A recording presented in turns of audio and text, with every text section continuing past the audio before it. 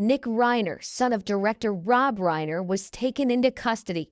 Reiner seen with his hands in the air, LAPD officers and U.S. Marshals swarming into that intersection. Nick Reiner will not be able to survive in prison. That is not merely a threat. From the moment the iron gates of Twin Towers slammed shut behind Nick Reiner, he officially stepped into a place described as fouler than a latrine. A man who grew up in luxury, absolutely shielded for over 30 years, is now thrown directly into the harsh Twin Towers correctional facility. Rumors suggest he is becoming a vulnerable prey. Horrific meals, the risk of becoming a target for violent thugs, and the severe lack of resources within the jail, all are pushing Nick Reiner to the absolute brink of his endurance. What is Nick going through? And can he escape the death penalty through an insanity plea? Watch until the end of the video, because the final secret will surely shock you. From a multi-million-dollar mansion in Brentwood, Nick Reiner was thrown into a completely opposite world, behind the heavy iron doors of the Twin Towers Correctional Facility. However, the issue lies here. Twin Towers is no ordinary detention center. It is a facility specialized for housing male inmates with serious mental health issues, with a capacity for thousands and designed to provide emergency psychiatric services.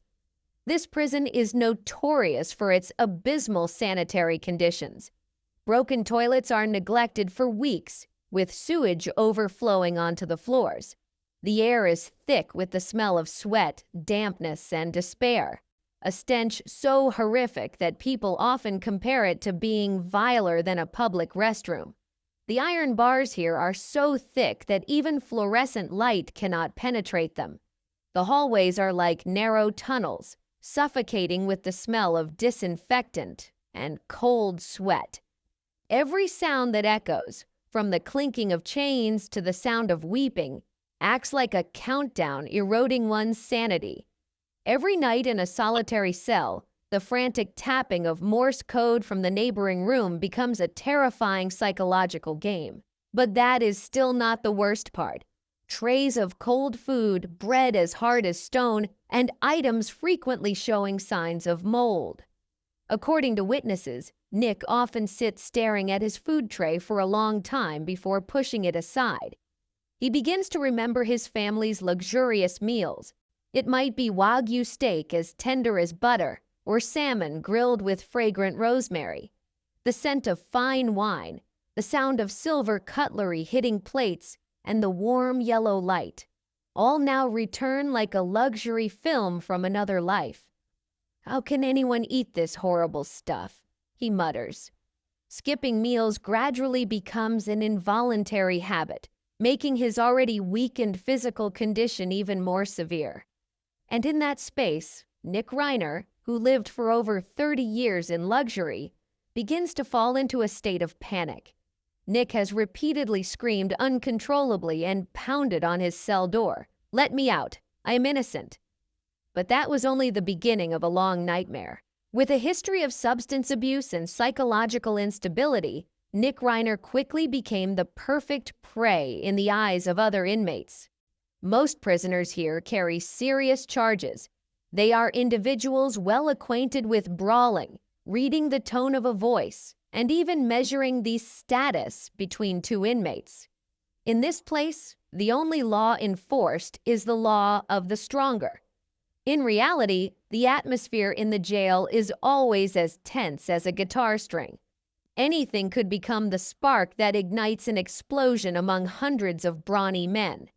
According to news from a reporter, Nick frequently curls up in the corner of his cell, avoiding eye contact and dodging all interaction.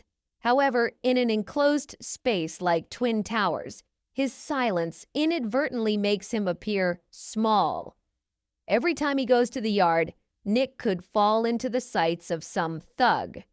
He even once received a note slipped through the door slit that read, "They won't let you live until the trial date, you bastard." At night, Nick hardly dares to close his eyes. He fears that if he drifts off, that dark reality will manifest in the form of a fellow inmate waiting for an opportunity. His eyes are sunken and bloodshot from lack of sleep, constantly darting to observe the slightest movement around him. When he sees a figure pass by the bars, he reportedly shrieked in despair, "Don't come near me!" But it still didn't stop there. Although on paper this facility is promoted as having specialized care units, the reality is quite different. Instead of receiving therapy, many inmates are only given medication to suppress their behavior. Staff shortages have caused the caregivers themselves to undergo psychological crises. Cries for help are often met with outbursts of aggressive shouting, "Shut your mouth," or "Sit down," have become the standard hostile responses. Twin Towers has also faced harsh criticism multiple times for lacking an independent oversight mechanism. Third-party reports have recorded many cases of inmates dying after long periods of isolation. They were deprived of basic human contact, living under constant psychological pressure without any intervention. According to close sources, Nick's mental state during his detention quickly became chaotic. Unlike his silent demeanor when first arrested, Nick is said to have gradually lost control over his behavior. His mind fell into a state of intense turmoil, seemingly unable to distinguish the boundaries of reality. There were times he let out hoarse, prolonged screams in panic. At other times, there were only fragmented sentences. "I didn't do it. It wasn't me." Nick's behavior has also become extremely unpredictable. There have been times he pounded violently on the steel door. When asked to be calm, he might suddenly fall silent, only to burst into loud laughter just minutes later, lasting for 20 minutes. Even more concerning, Nick frequently talks to the empty space in front of him. He sits huddled against the wall, staring at an invisible point and constantly whispering, "Mom, don't worry, I'm home." He even refers to himself by the name of his father or mother, changing both his voice and mannerisms. At times, he speaks in a deep, slow voice like a middle-aged man. At others, he reverts to the trembling tone of a child. "Dad is here. Everything will be okay." Though there are brief windows where Nick appears lucid, able to answer questions and recognize his location, the slightest trigger, like a loud metallic clash, causes him to immediately scream and wail, "It wasn't me! It wasn't me! I want to leave here!"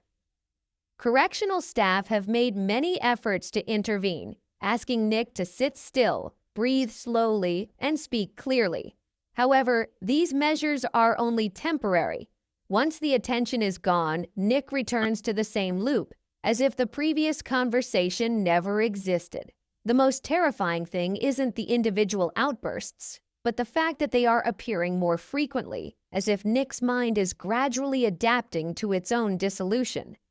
In his rare court appearances, Nick Reiner was seen wearing an anti-self-harm safety suit.